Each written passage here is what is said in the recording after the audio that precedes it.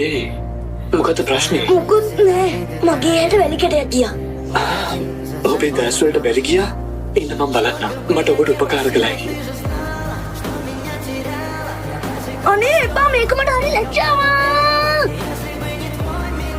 හරි කමක් නෑ. මේ සෙල්ලම මාත් එක්ක කරන්නේ මගේ අම්මා විතරයි. ඉතින් මට ඒක මතක් වුණා. ඒකයි උනේ. අපි දැන් යාළුවෝ. නැවත සෙල්ලම් කරන්න නම් වෙරළට ඇවිත් මේක අයියෙන් දෙමින්. අහකදී සත්‍ය වුණාම මම කොහේ හිටියද දෙනවා. අමතක වුණානේ මම ආව බින්. ඔයා මගේ නම තමයි නේෂා. මොකද ඕනේ? ඔයා බය කරන්න එපා. මගේ උපන්දිනේට තව දවස් 10යි. එදාට ගමේ හැමෝම සමරන්නේ එකට එනවා. මං වාට පාරත් ඇඳ ඇද්දි අතරමං වෙයි කියලා. ඔයා එදාට එනවා නේද? බලමු කියන්නේ කවුරුනාවක් කමන්නේ ඔයා එදාට අනිවාර්යෙන් එන්න ඕනේ. ඒ මොකද? ඔයා මගේ එකම යාළුවා ඉන්නේ.